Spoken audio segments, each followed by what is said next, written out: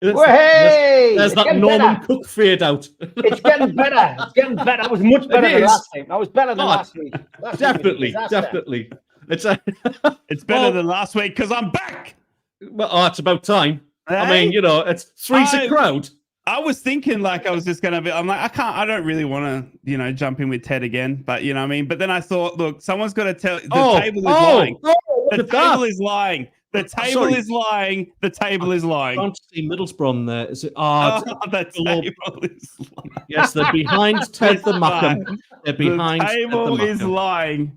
It is not. Look at that. Honestly, what a start. I wouldn't have predicted it in a million years that Regis Sunderland fan would do that. One thing I want to ask you, Ted, and I know it's your show, so I'm just gonna be the annoying Rye to start off with that you guys missed, all right? And then I'm going to leave you alone and let you do your thing, all right? Because I love you and I miss you. Plus, I'm better looking than you, okay? I'm younger, okay? Give it to me. This is what I want to ask you, okay? Reggie Labrie, right? Yep. Obviously has had a fantastic start. Labrie. I'm sorry, what? Regis Labrie. Oh, I thought you sneezed. I was going to say bless you. In the last game where you beat Portsmouth 3-1, right? Yep. He said the following, all right? And I've got to bring it up and I've got it saved here. He identified that he's not sure how Sunderland still play.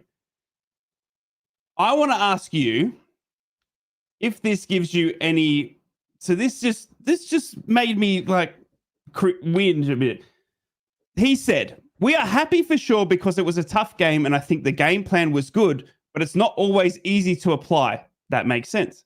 Yep. I don't know if we're a team who wants to control the game or wants to create chances or who wants to create an unbalance in the opponent's defense. That part of our game actually isn't our best. I'm not sure also if we want to be the kind of team that has 20, 30, 40, maybe 50 passes in the first half. This still isn't clear. I think away especially, maybe the solution might be defense. If you're able to attract the opponent, recover the ball, and then fast attack and counter-attack, maybe that's the way we go forward. I don't know. I'm still working it out. I ad-libbed the I don't know. He didn't say that, but I just felt like that whole, it feels like he's still unsure. But yet you're 4 from 4.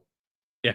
And I think that's reason to be excited enough. I think if you listen to him, he talks like a student of the game. He really kind of analyzes every single. What you said last week. I said it last week. I didn't get as much stick for that as I thought I was going to get, to be honest, Steve. But I get Wenger vibes from him in the fact that he absolutely studies every single aspect of the game, and I get it. There are aspects of the game where you kind of think we do invite the opposition on a little bit, but then there's other areas of the game where we really go for that high press and force mistakes from teams. Burnley, for one, couldn't live with that, with the high press at all. It was very much in their face. Obviously, it's a home game, so you've got the crowd on your side. So it makes probably more sense than what it sounds like initially. I know it's the bear in mind, English isn't the guy's first language, so he's kind of got to translate that's what he's thinking. Yeah. So I think it's reason to be excited. He's still fathoming the team out. There's an influx of players that we signed on deadline day that have got to be incorporated into the team. So I think it's reasons to be optimistic. We're still fathoming out what kind of side we are. I think there are games like Leeds away, let's say, for instance, where that in-your-face kind of high press is maybe a little bit adventurous at this stage. I don't think we've got the playing staff just yet to be able to go and deliver that week in, week out and give everybody a problem, because there are teams out there, there are good sides in this championship, without a shadow of a doubt. And some of them will find you out if you go for a high press. So I'm not worried about Middlesbrough. They won't start playing till Christmas anyway. They've already started giving presents away. We don't need to. Love it. Absolutely. Oh, wow. Oh, you picked a week to come back, didn't you? But speaking of the transfer deadline day, lads, this news came out after we did the last show, so we couldn't really talk about it. Do you know who we were linked with and actually almost got over the line, only we couldn't agree on Yes. personal terms. I saw this. This is wild. Incredible. Naby Keita. Yeah. Former Yeah. £3 million midfielder, ex-Liverpool. Can you believe it? Unreal. And apparently we're very close to getting him. But to be honest, given his suspension record, given his fitness, which has never been great, I'm kind of happy we didn't. I think it's one of them that would have upset the balance. So the first thing I want to ask you lads today, and we'll start with Rye, Steve, because he really should be talking and make up for the time he's there. In fact, we should just say nothing. We should say nothing for the next 55 minutes. Isn't that normal when I'm back? Great content. No, is there a player that you're happy you didn't sign, right? I know it's a bit of a tricky one to throw at you, but one of those where you've been linked to them and you think, oh, thank God we didn't get him, because that would have upset like for instance, a bit of a Nicholas Anelka type who's going to kind of upset the balance of the team. So people you're happy you didn't sign. Geez, there's a few. I can see a few people popping in the chat, and I think the one that's a good one there is Tom Cannon. I honestly didn't think he was going to fit in at all. And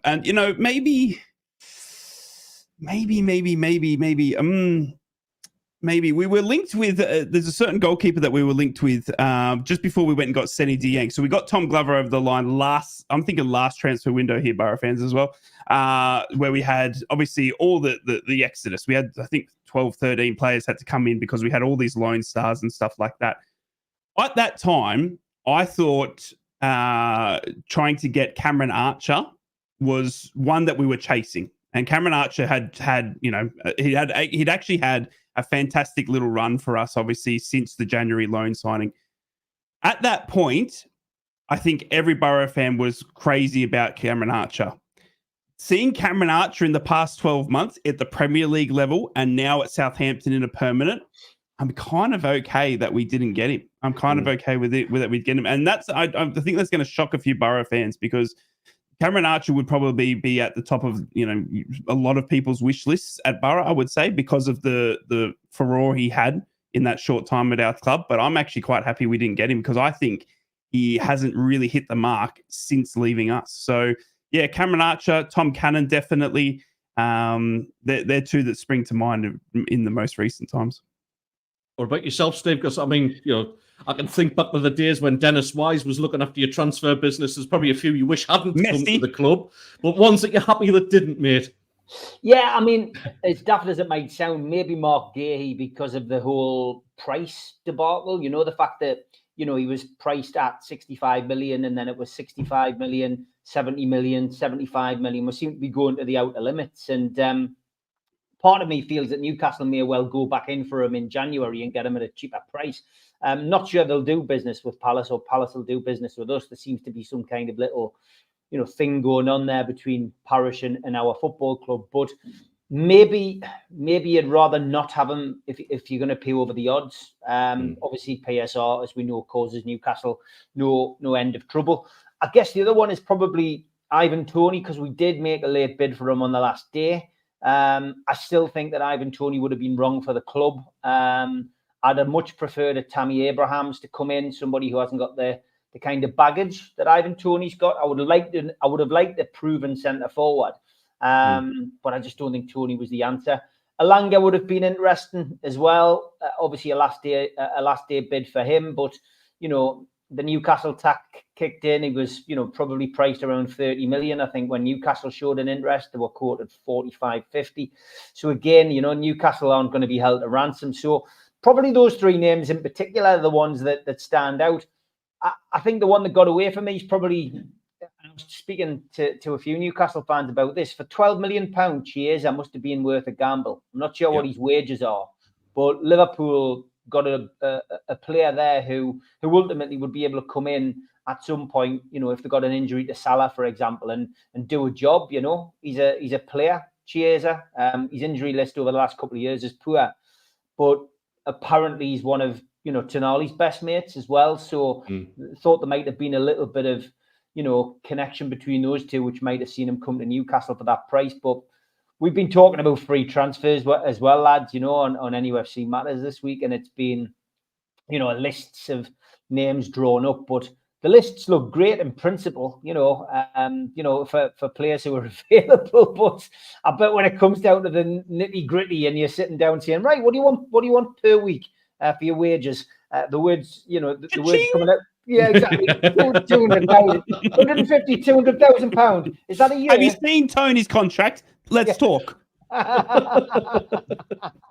So yeah, it's been disappointing, lads. I'm glad the window is shut.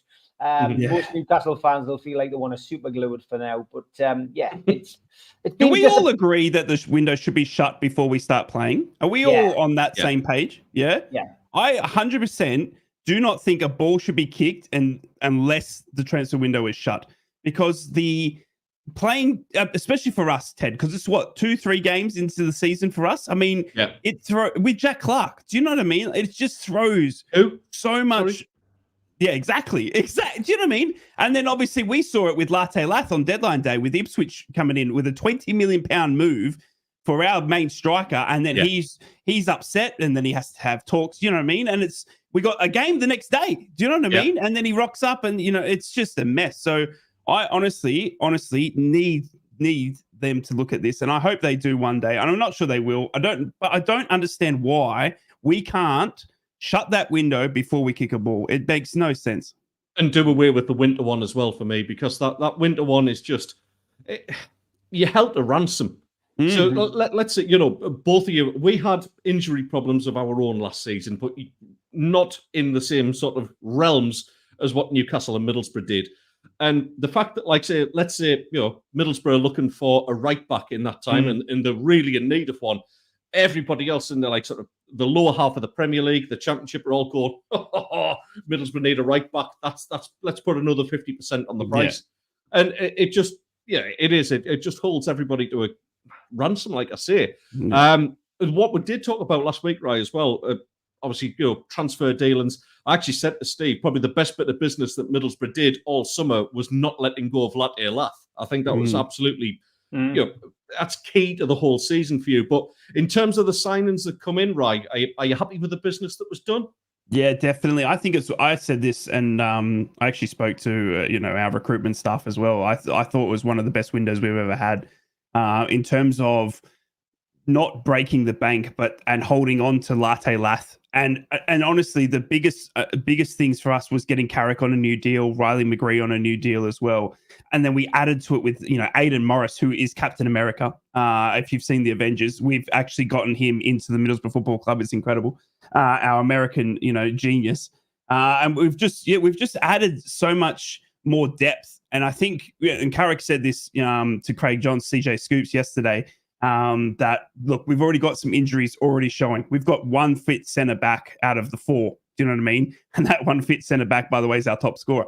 And then we go and add Edmondson from Ipswich, obviously. So that he's now, look, we've got these injuries, but we've got this depth now, and we've got a squad that is capable of dealing with such a long time in the Championship, especially with the injuries. So we had a fantastic summer, holding on to the big boys, getting new deals for Carrick, for Riley McGree as well. Then you add to, with just, even these, odds, you get Sammy Silvera out on a loan as well. So you can have a look at him, Josh Coburn, who all the Borough fans, he's one of our own. We want to see what he can do. He's now at our level at Millwall, playing in the style that's going to suit him. We saw his very first game, he went and scored.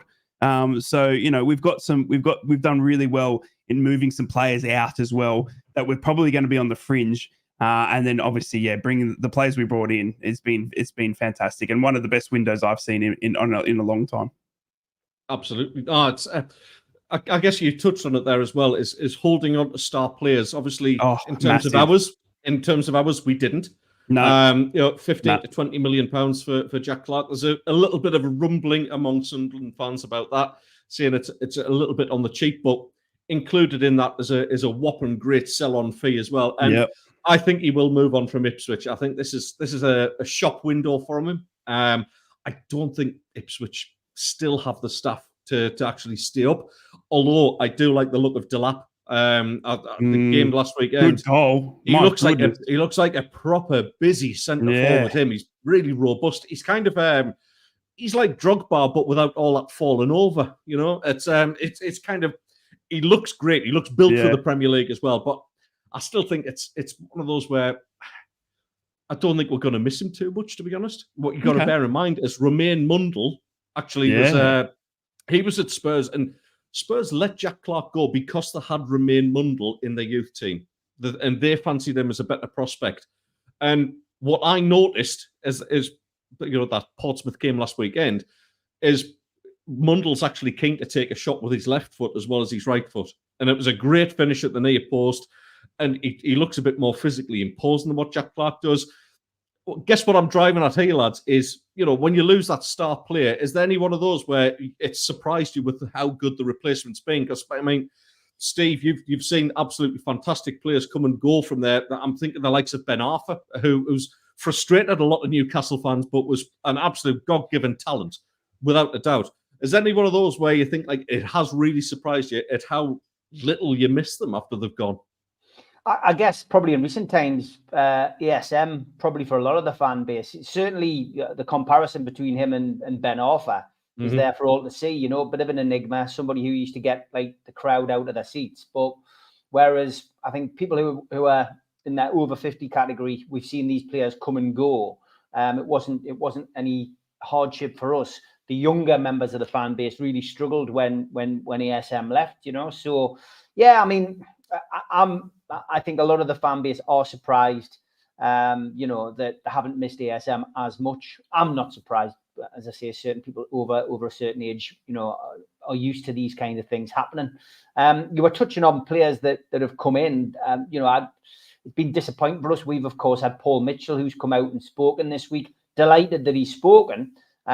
He didn't have to, our new sporting director. But I guess what he's done is, you can read it two ways. We can look at it and say, okay, he's spoken, and it looks to me as if he's feathering his own nest, protecting his own reputation, and more or less saying that transfer window wasn't really anything to do with me because I came in late. Now, I said that before he spoke. I said you can't lay any blame at his door for the lack of transfers because he's only been in the job 5 minutes. But he quite clearly, mentioned obviously the situations which we all wanted to know about, which was how much control does Eddie Howe have? What did happen with the GEORDIE transfer? So he opened up and told us about it. It's up to us whether we believe it or not, So it's been a disappointing window in a lot of ways for Newcastle. But what you were talking about was players not leaving. We didn't lose Bruno, Isak, or Gordon. So in terms of not losing those three players, it's been a huge success. And we've just got to hope, really, that moving forward, that we can get into Europe, and that will, of course, give these players a reason to stay. My concern is if we have a poor window in January and then don't qualify for Europe, we might struggle to keep a hold of these players. I think we'll finish in your European spot. But yeah, it's interesting. Disappointing window. Glad it's closed, but glad we didn't lose anybody. Yeah, absolutely. Speaking of Anthony Gordon as well, I actually watched the England match last night. I don't know, my thoughts on international football are senseless, but being as I'd watched all of my UFO documentary and all of my Bigfoot documentary, I had nothing else to watch, so I was forced to watch England. And to be honest, I was pleasantly surprised in the first half. I thought Anthony Gordon had an absolutely fantastic game, Steve. Sticks in my throat, complimenting the mag and all that, obviously, but I thought it was terrific. Between him, Declan Rice, I thought Grealish had a fantastic game as well. Really kind of stuck in the Irish throats with Grealish and Rice having such good games as well, having worn the badge and even kissed the badge as well, which is just don't do that. Don't do that if you're gonna move on. Dear me. But were you impressed with Anthony Gordon? Because like as a Sunderland fan, I thought he had a terrific game. He really worried the defence at times as well. I was out with my dad yesterday, so I was watching it through my good eye. But it was it wasn't a bad performance. I thought Anthony Gordon probably stood out amongst them all. A lot of controversy whipped up around the game with Lee Carsley refusing to sing the national anthem. Obviously, then sitting in the wrong dugout at the start of the match. You just couldn't write it, could you? And I think a lot of the press, who have been championing for Eddie Howe to get the job, so that he leaves Newcastle were the same ones having a pop at Carsley, you know. So I think there is an agenda there for how to have that job by hook or by crook by some of the nationals. But yeah, it wasn't bad. I'm not a fan of this competition, mind. World Cup, Euros, fine. Nations League, really? You know, it's a bit much. It is. It's like the tournoi, you know, which you know we won, of course, with you know, Shearer et al. Playing in the team, but I just think it's a pointless exercise. You know, we're going to have friendlies. We know that they're just trying to monetize friendlies to, you know, to suit an agenda, and it's not for me. The home nations are always good. They're always interesting whenever you play Ireland, Scotland, Wales, whenever they play each other. But yeah, England were just too good last night, and I just can't abide, as we know from, you know, the full year of shows we did last year. We can't abide doing international breaks. You know, it completely throws a spoke in your works, especially when you're riding high like Sunderland and, you know, Newcastle, of course, not played particularly well, but still unbeaten. And yeah, and international break spoils that, lads. You know, so yeah, I'm not a fan of it. Not a fan. Yeah, no, not at all, not at all. Bit of a strange one, obviously. Raheem Sterling was actually linked with Newcastle as well, apparently. That bit of a strange one. I mean, he's now completed that FIFA meme. He's played for all of the top four. Obviously, I think the move to Arsenal that seems a strange one, because do they need him? It's just the weirdest loan move I think I've ever seen.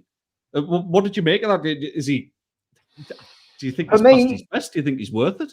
Well, before Rai gives his opinion, I think Raheem Sterling's still got a lot to offer. I think he's a really good player and still a Premier League player. I think he's probably time at international levels come to an end, but I think he can still do a job for, you know, one of the top six. And he's got an opportunity to go to Arsenal, which he'd be over the moon about, because he stays in London. I think he could be, you know, he could play a big part. I mean, it really depends. He's got to find his way into the team first of all. But what an option for Arteta to have. Didn't lose anybody, made some improvements, and now he's brought in Raheem Sterling as somebody who can come in and change the game in a different direction. So, and somebody who's got a point to prove as well. So I think it's a good move. Newcastle, paper talk, I think. Barry Hogan, who's in the chat there today. Barry, of course, is the one who does the spreadsheet for NUFC Matters during the season. All right. During the transfer window, 220 players linked with Newcastle, and we didn't sign one of them. So, and he does a spreadsheet each day. He trolls the internet and finds another player that we've been linked with. That just tells you, you know, Raheem Sterling was on that bit of paper. Wow, fantastic. What do you reckon, Mike? Because for me, it still strikes me. I do agree with Steve to a certain extent that, you know, it's a player that's still got a bit to prove. But I just feel like top four teams are kind of just becoming a little bit out of his reach now. Were you surprised Arsenal went for him? I think just firstly, I mean, you know, you can see the levels of Newcastle here as well. I mean, with Raheem Sterling, Ruddy, you know what I mean? I mean, they're both, you know, equal, you know, page there. And, you know, to get Ruddy and not Sterling, I think makes total sense. But, you know, look, I think one thing for me that was, you know, was hard to see was just how upsetting it must be as a Chelsea fan to not be able to, you know, buy everyone. You know what I mean? Because, you know, at some point, you know, you can only put 11 players on the pitch. So, and I think that's frustrating. And I think Todd Bowley, obviously the American owner of Chelsea, probably used to NFL, where they've got, you know, special teams, offense, defense. There's 11 players in football, Todd. And unfortunately, you know, you can't put all of your 83 players that you've bought, including the 16 goalkeepers. So, you know, Sterling was just a byproduct of that. And, you know, he's a fantastic player. He's gone from Chelsea starter last season to, oh my goodness, there's now 6 players in front of me. What can I do? And he's obviously got a relationship there with Arteta, which has come in and sort of saved the day. He said that because obviously the Man City link up there when Arteta was, you know, the assistant coach there, they obviously had some sort of, you know, good connection. You saw it coming as well, because Arteta comes out in the press straight away and says, I love, you know, what Raheem is all about, and, you know, can he do that? And to be honest with you, Arsenal are kind of making a success of these good players from the Premier League. We saw Gabriel Jesus coming from Man City to Arsenal. You know what I mean? We've got Odegaard, You know what I mean? Obviously, the young Real Madrid star, but now he's at Arsenal. Do you know what I mean? So now he's got a knack for, bringing these sort of forgotten Premier League stars back into the fold and finding a way. And I think, it's smart for Raheem, who wants to obviously still play at the highest level, like Steve said, stay in London as well. And, and also, it makes it easier to find a car park when you don't have 83 other players. Well, the reason I was asking about strange loan deals is it's about time we brought a feature in, lads. And I love my features. I think What the Fact has been mentioned a few times, and that may have to come back eventually. At some point, What the Fact will have to come back. I missed that song. Yes, yeah. It's well, being as I arranged it, I guess it belongs to me, so I guess I can use it after all. So, maybe that might come back. But I had a bit of a think. Now, this is going to be tough to do every week because I'm not as funny as you, right? Most of the time. But I kind of had to think about some strange loan deals that could happen, feasibly, somewhere in an alternate universe. So, Steve, have you got some audio ready for our first feature that we've ever delved into? Yeah, we'll go. Let's push this button.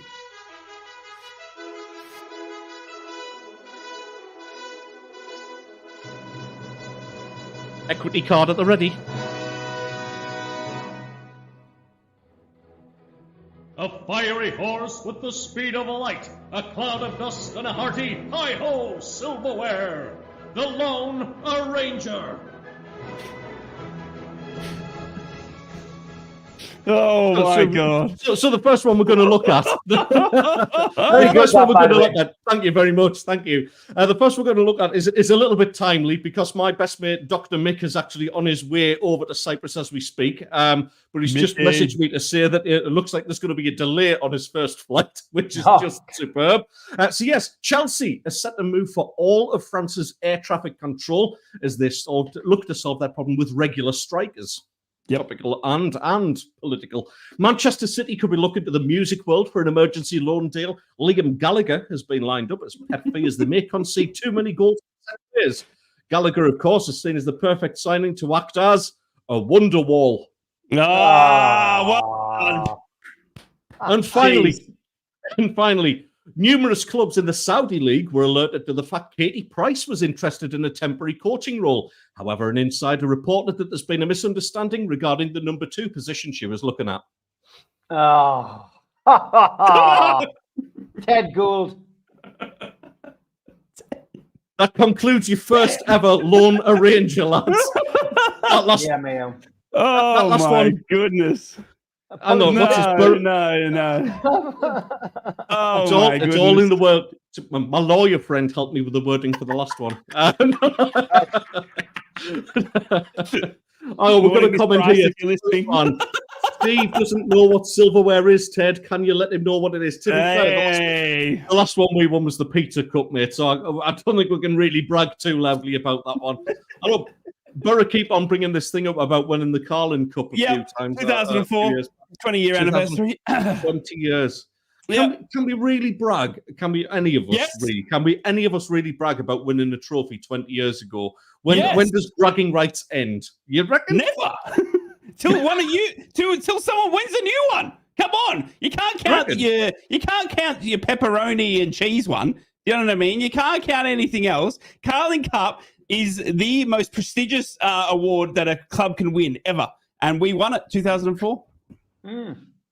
It's better than the World Cup. I mean, winning a cup 20 years ago, would Newcastle fans be still loading that up? Well, of course, we're the last team to win a European Cup in the Northeast, 1969. Very true. Yes. Very true. Was that like the Fair Play trophy back then, or was it? No.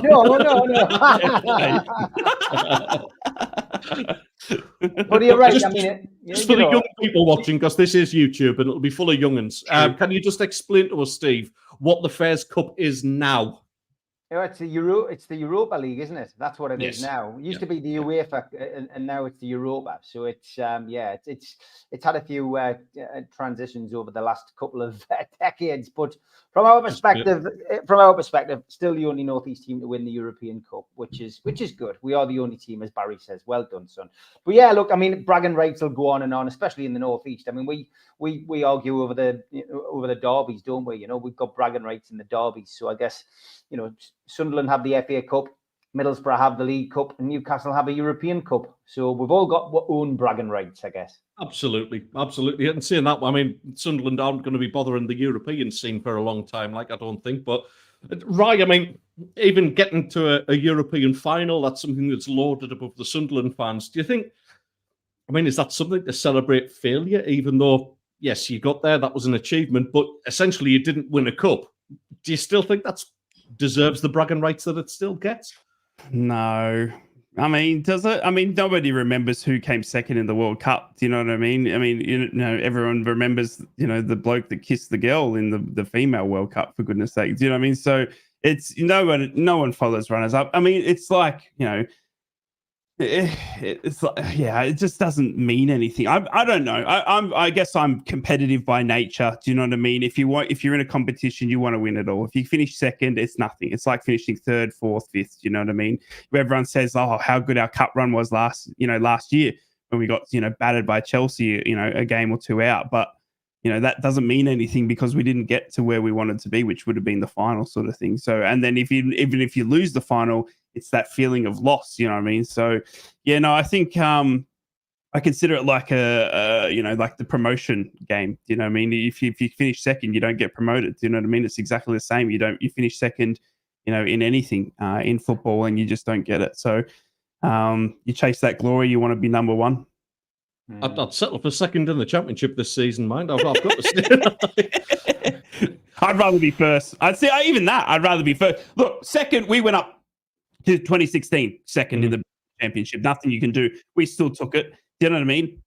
But to be able to go up as champions of the league, do you know what I mean? We as we saw with Burnley, you know, doing it at our backside, you know, in our territory, you know, the season before. So you want to go first for whatever it is. Do you know what I mean? And obviously, you know, if you can't go first in the championship, I think winning the playoff final is probably even bigger than coming second. I must say, you know, if you finish second in the championship, you are overshadowed by winning that playoff game. Mm-hmm. Yeah, absolutely. So, I mean, speaking of the cup games, I'm obviously disappointed for Middlesbrough that they're out of the League Cup this season. It's a competition that they do enjoy. Like I say, the League Cup, they tell you often enough about it, you know, from 20 years ago. But a bit of a disappointment there. But Steve, you actually predicted at the beginning of the season you were going to win the FA Cup this season. Did Newcastle fans still get a kick out of it? Because obviously, you know, they've had Champions League and they've been spoilt for fixtures the last couple of years. Is it something that the Newcastle fans still kind of hold in high regard? Is that something they really want this time around? Yeah, definitely, because, you know, the League Cup or the FA Cup, either one of those in Newcastle's trophy cabinet would be immense. And, you know, of course, you know, you can get European football if you get to a cup final as well. But for me, the FA Cup's always been the more prestigious. The League Cup's always been the lesser chased after cup by the big teams. But I think when you see the squad that Eddie Howe put out and the team that Eddie Howe put out for that Forest game compared to the team that Forest put out, it tells you how important it is to Eddie Howe and the lads. You know, they're just desperate for silverware. They're desperate to win something. And you would probably go as far as saying that this season is probably more important than the first, you know, 2.5 seasons that Eddie's managed, especially if he's going to see this season through and doesn't jump ship or gets pushed halfway through to, you know, then take the England job. He's going to have to win something this season. You know, qualification for Europe will be good, especially if it's Champions League. You know, that probably guarantees you keeping a hold of your star players and bringing in some bigger names next time round. But you've got to win something, you know. And they always say if you win that trophy, then the rest follow. So we are waiting for our Man City moment, if you like, winning the League Cup. And if we can get it and do it, great stuff, you know. That's the aim. But I've just got a feeling the FA Cup. I think we haven't had a good run like in the FA Cup. We haven't had a run to the final for such a long time, and I've just got a feeling that, with it being, as Donald says in the chat, part of Newcastle's heritage, because of those wonderful FA Cup wins in the 50s, up until like the late 70s, early 80s, Newcastle and Arsenal, I think, and Liverpool were the teams that are the most appearances in the cup final before, the dominance of Liverpool and then Manchester United and then Man City. So for us, a cup's important, but I think it's almost a necessity to at least get to a final and win a final this year for Eddie Howe in particular, What would you prefer, Rye? Would you prefer a playoff final win, or would you prefer an FA Cup final win? Playoff final. I mean, FA Cup would be fantastic, but we need to get back to the Premier League. Do you know what I mean? That's what that's what we need to be as a Northeast football club. You know what I mean? That's what Sunderland and Middlesbrough are striving for, to be back in the Premier League. I would take the Premier League over that. Now, look, we all know the gap between Championship and the Premier League is getting larger and larger. So I think, getting there sooner is going to, with the money and all that sort of stuff, now's the time to strike. So yeah, 100% I would take, the Premier League, FA Cup and the Carling Cup the Carabao Cup. I apologize, Carabao. I think when you lose, when you go out of that cup, the first thing everyone says is, well, it allows us to focus on the league. And that's what it should be. When you're not in the Premier League, so the goal for Middlesbrough this season isn't FA Cup. It isn't Carabao Cup. It is trying to get promoted. We've invested, we've held on to Latte, we've held on to these big boys. It's to get to the Premier League, and that's what we should be going for. Hey, so good news as well, lads, by the way, Ted, just before you give your opinion, I found this. Bruce has found the kebab shop in Blackpool. Oh my word! Oh, that's typical, isn't it? Dear me. Finally, that resume. Finally, after all the applications he went through, he finally got the resume right for one club. I couldn't believe it when I saw it. I obviously texted you guys in the WhatsApp group and just wake up to the news. Brucey's back. I tell you, wow, it's incredible, isn't it? How does he keep on getting jobs? How does he do it, lads? Because he goes in cheap, doesn't he? It's tried and tested. He goes in on a cheap rate, which is why Ashley signed him on. I'm sure that the lawyers don't read the small print, because when he gets sacked, he gets a great payoff. So I think he does. I think that's what he does. And I think maybe chairmen think, well, okay, short term, it's a good idea.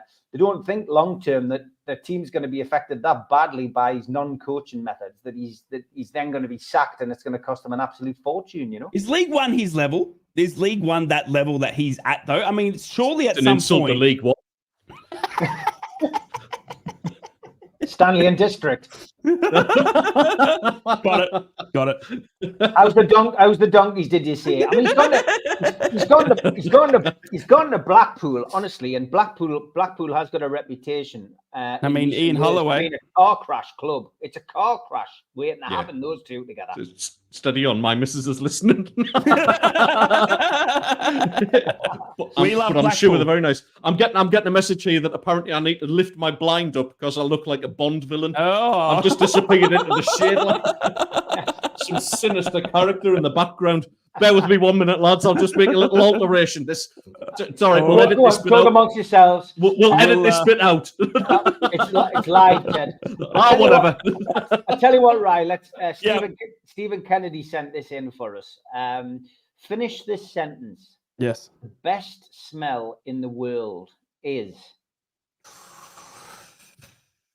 Jeez. Oh. You know what? For me, a curry. Curry. I was going to say for me, donut. Curry. Like cinnamon donuts, like hot donut smell, like that for me. Walking past the donut store, oh my goodness me. Petrol. What? Petrol. Do you not like smelling petrol at the garage? No. Yeah. Loads of people like smelling petrol at the garage. No, I don't mean like going up and like. Is this really happening? You know when you sit. You know when you sit at 98. You know when you sit at the garage and like the petrol's getting filled. Loads of people like the smell of petrol. Never heard that before. Yeah, Never, ever in my life have I heard that. Yeah. I used to don't Matches try being this at home, struck, kids. not next Yes, to petrol. love that. Not next to petrol. No, definitely not. Definitely not. It's Elon matches Musk being begs struck. to differ. I tell you what I used to love there. This is a weird one. This is very niche. I don't know what sort of rabbit hole we've just gone down. It is still the Northeast Footy Sniffing podcast, petrol. but just bear with me. Steve, you'll recognise this one. I think there's only the Northeast used to do this. We never used to be able to afford pumpkins at Halloween, right? Right. We used to carve turnips, Turnips. right? Okay. Or Swedes, depending on where you're from. The smell of the candle being blown out in a turnip at Halloween is one of my favourite smells ever. See, that just makes petrol sound normal now. Nothing will ever make sniffing petrol sound normal, Steve. I'll guarantee you. Can we do a poll on this? With it being Sunday as well, we seem to be going down a religious. Tom says fish. BORO fan says bread. Bread, fresh bread. Fish and loaves. Anyone going to chuck some wine in? When I was a window cleaner, says Stephen Horn, he liked the smell of bacon cooking or onions. How's the bacon? How's the bacon, did you say? Thanks, Steve. And we're back to I tell you what, seamless. Paul Kapua says Tom's been sniffing glue. The smell of the hoppings, says Les. Do you know what? I mean, we didn't have the hoppings, obviously. I had Horton Feast. I was affectionately known as in the areas Horton Fight. But yeah, that smell of like sort of it's a mix of like disappointment, and horrible cheeseburgers, but you still love it anyway. Leslie, are you sure it's not droppings? No. The weird thing, so my dad, bless him, it would have been my dad's birthday today, actually. So it's quite a poignant one, this. So my dad used to live out in Weardale, Steve, Wolsingham and all that kind of area. And travelling through to there and smelling the cow muck, the smell of cow muck in the air. Do you know what? I love that smell still to this day. I miss that. I miss that. So I think the clear thing is that it's not maybe the smell. It's sometimes what's attached to the smell, maybe the memory or the area. The Christmas time. Do you know what I mean, sort of thing. So I think that obviously goes a long way in saying it as well. It's a good question. But petrol is. We're going to get Steve investigated after the pod. Don't worry. We're going to have that looked into very much. Stephen Kennedy always brings great questions. I mean, this is a great one. Says that's the worst competition I've heard since Gary Horsfield. They used to go to sites where there have been fatal disasters and collect mementos, which is a strange one. And Stephen Horn says the smell of paraffin heaters from the blackout days in the 70s. Oh, yeah. Paraffin is now paraffin over petrol, definitely. Yeah, give me paraffin over that. That's I get that. Do you know what? You've mentioned it now, and it kind of reminds me. Sunderland used to have this massive, sort of enclosed indoor bus station. It was near the Crow Tree Leisure Centre back in the day. Steve, you remember that from your school days? Yeah, that one. Now that had its own unique smell about the place. That was kind of like this burnt out diesel kind of weird smell. I used to enjoy that, but the smell that takes me back to my childhood more than anything was going through the town and smelling the hops from Vaux breweries. Everyone's taste. It used to make a lot of people feel a little bit sick, but that smell just. And it's right what you say, right? It takes you back to a time and a place rather than exactly. That's the thing, doesn't it? It's the connection and the. What have we started here? I'm looking at the comments, going the bread aisle in Ulster. The Northeast food. Honestly, I couldn't agree more. It's international week, lad. You're not wrong. You're not wrong. Well, I guess on international, not that we're struggling for content. just international, just quickly. Obviously, England had a good win. Australia, mind you. Not very good, losing 1-0 to Bahrain, obviously on Thursday night on our own soil as well. We're not talking about that either. Red card for Cassini Yengi, obviously the Portsmouth striker, obviously Australian as well. Yeah, Australia going down 1-0, which is called for Graham Arnold, our current coach's sacking. It's been a long time coming for Graham Arnold. Every time he seems to slip up, it seems to be right at the doorstep of him getting the sack. But Australia will be playing again on Tuesday night, much like everyone else around the world. Will be traveling to Indonesia to see if we can do much better. But apparently the humidity there is absolutely disastrously hot. So the lads are not feeling it too good at the moment. But yeah, Australia going down 1-0 was a bit of a shock across our shores, obviously, especially in the Gold Coast. First time that the Socceroos have played there, which is a very renowned, touristy sort of hot spot. And not a good performance, lads. Not a good performance at all by Australians' new footballing standards, I must say. Who would have thought as well that San Marino would have had more wins this season than Everton? That was incredible, wasn't it? San Marino. I'm on board. I'm on board. Can we move there? 20 years. That's it. 20 years. That's incredible. That what a performance like. Fair play. Do you know what? I mean, we've all played a little bit of football now at time. I used to play in the Stockton Sunday League, and we had a team there. Yeah, go on, then I'll name and shame them. There was a pub team called the Oxbridge, right? Yeah. And honestly, these lads used to get absolutely trounced every single week. I mean, we had a half decent side, and we were like we were putting 11 and 12 past them. It was just like, but every single week they got stuffed. I think in the time that I played in that league, I saw them pick up 1 point. Like in all of that time, they were horrendous, and it just makes you think, like, what sort of mentality must those lads have to actually turn up every single week and get a game? It's Steve, you've seen it. You'll have seen teams like this. Should these lads like be commended, or should they like be maybe just rushed into some sort of assessment hospital? Yeah, I mean, there's playing for the love of the game, isn't there? And playing to get, getting beaten every week. I mean, I guess every division has them in Sunday League football, especially. We used to see them week in, week out. Teams getting beaten 7, 8, 9s, 10s.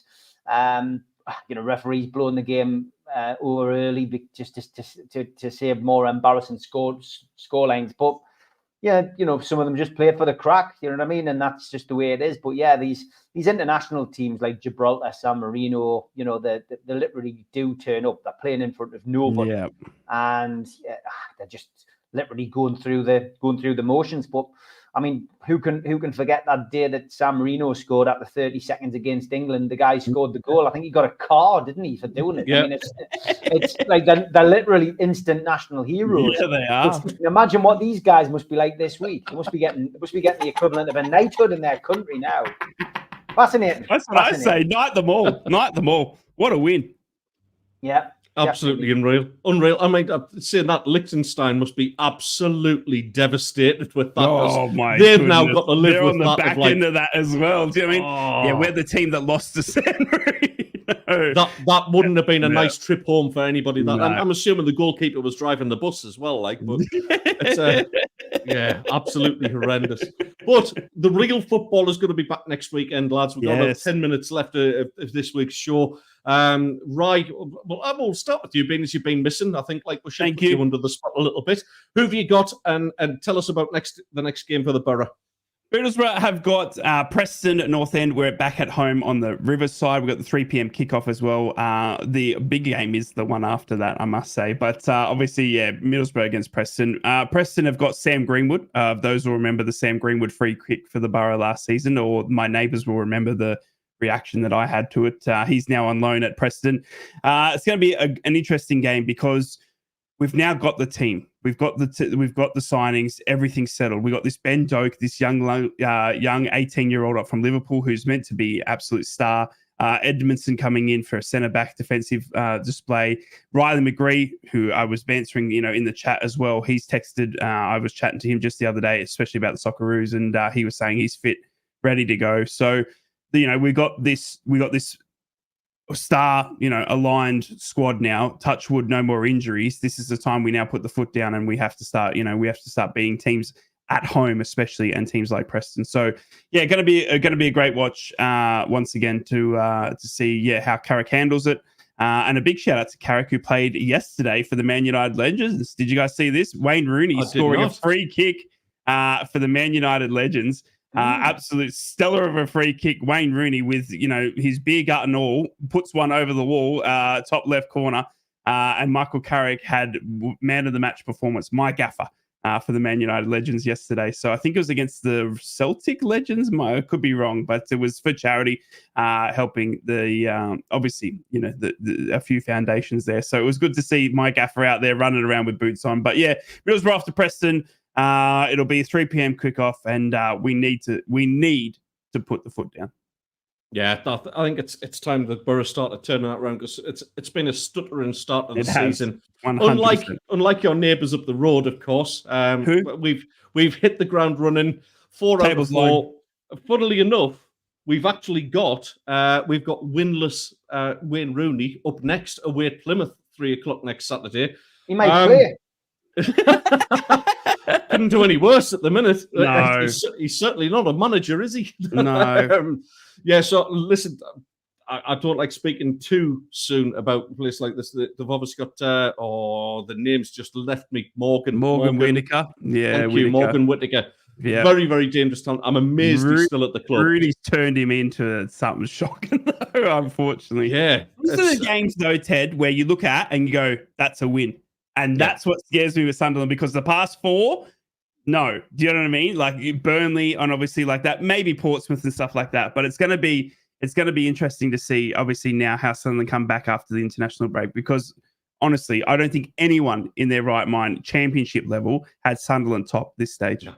No, not at all. Not at all. I mean, it's everything kind of points to a Sunderland win, which is always dangerous. Yeah. Well, yeah, listen, we've got to go there and show the same kind of no fear approach to the football.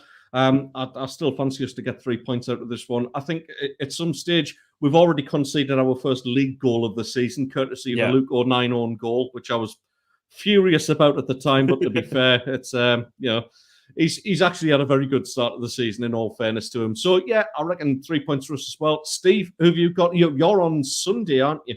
Sunday next week. So our show will be next Saturday at 1:30 in the afternoon. I'll apologise in advance for that one, because I'm coming off the back of a night out in Iron-Apple.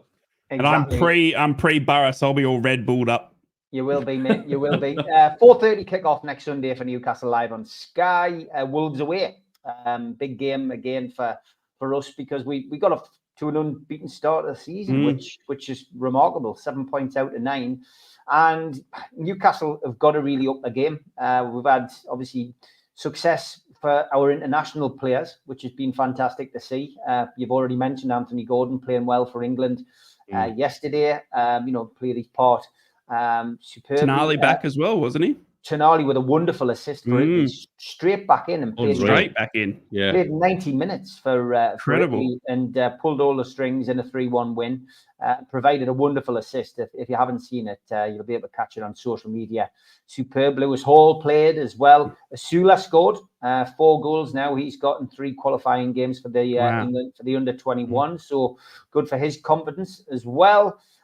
Bruno won the game with the first half goal, a 1-0 win. So Bruno, his tail will be up as well. And Miguel Miron, of course, was playing for Paraguay. He started the game, played 82 minutes. So all in all, a good first set of games internationally. And Newcastle's players who were on Tyneside have been putting the training in. We've seen some photographs of the likes of Longstaff and Kieran Trippier put out this week. So yeah, the lads who are back home and who aren't on international duty are putting the work in as well. So yeah, I fancy Newcastle to go there. Look, Wolves, it's a funny ground for us. We go down there, and it's not one where Wolves dominate games, but we've won some, we've drawn some, we've lost some in the last 3 or 4 games. I think probably the formalist would say that this is probably going to be another draw. So Newcastle need to up their game to find something, but I'm going to take Newcastle to win 2-1. I think the return of Callum Wilson potentially as well this weekend gives Newcastle a different option on the bench. So I'm going for a Newcastle 2-1 win at the weekend, and hopefully Callum Wilson and Joe Willock, and of course Fabian Schär's back from suspension, can all play a part at Molineux. I think the plus of this international break so far is it looks like, and touch wood, that all of the players are going to come back relatively injury-free. Yeah, so it's crossed. A few of them may be doing the Great North Run today, Steve, just to build some fitness up, do you think? Or do you think that's a little bit out the question? I mean, I've been watching the coverage this morning. It's BBC do great. It is a great run. They do great coverage of that, and I mean, you're talking about, lots and lots of people in the Northeast running, raising lots of money for charity. Yeah, it's incredible. Weather was horrendous for everybody else other than the runners. The runners, you could see the smile on their faces as they were running this morning, because literally, the last year I think it was like a real hot day. So this year it's been chucking it down. But yeah, great to see, and it's a Northeast event. The Great North Run, still the best run up and down the country. No doubt about it. Without a doubt. I've got Big Nige, who's taken part in this show a few times, one of my closest mates. He's out there running it. Now, Nige, he won't mind me saying this, and he'll probably listen back to it, and I'll probably get a message, quite an angry one, on WhatsApp later on. Nige is a bit of a unit, right? He's a good 6'4", 6'5". He's carrying a bit of timber on him. The fact that he's out there and he's trained for this and he's going to do this, not the first Great North Run he's done. He does it year after year. So I'm really proud of Nige. My niece is running it. And my great nephew, I know this makes us sound very, very old, but my great nephew actually ran it yesterday. Rise doing the maths. Take your socks off, mate. God. He's used to doing that with goals going in. 70. Especially in cup games. Sorry, Ryan. I'm away next week. So, Ryan, you're going to be in charge next week, mate. Yes. Do you want me to continue with the Lone Ranger, or get it in? I honestly want a cheeky. You know what I want? We'll call it back. Okay. I want it back. I need the song. I want it back. Bring it back, please. Bring it back. Now it's going to be a great week. Obviously, we'll have football galore. It'll be just pre Borough and Sunderland kickoff, and obviously we'll have. Poo. Did you see that? Yeah, I think I did actually. Yeah, probably. It's late here. I'm on Australian time. I'm going to go. We've had worse comments. One all draw. We can obviously predict the scores next week, can't we? Because we'll be pre-shows. But I was going to go 1-1 draw for Newcastle. But it'll be my show next week. We're interesting to get on a show just before kickoffs for our two games. And shout out to Sunderland as well. Obviously in the Northeast, the Plymouth trip is never an easy one for anyone in the Championship, especially. And thank goodness Sky Sports haven't put you on the early shift like we had for Cardiff last time out. So. Shout out to the Sunderland fans making the trip because it's one of the longest ones you can do down to Plymouth, obviously. And honestly, the away support, I think, for all three clubs this season has been phenomenal. Tremendous. We had a sold out side, on an early kickoff for Cardiff. You know what I mean? So, we sold it out. So, that was you're talking 4 a.m. sort of get-ups for people, and it's no different when it comes to Plymouth and all that as well. So, to all the fans of the three Northeast clubs, we obviously, due to where we're based, we got some big trips, but it's, two, obviously Middlesbrough at home, but you two away. Good luck to everybody else as well who was trying to get Oasis tickets because obviously they're putting 2 more gigs on and some... Did you get them? No. We were actually doing this live as well. Yeah, you were in the queue, weren't you? In last you didn't get them?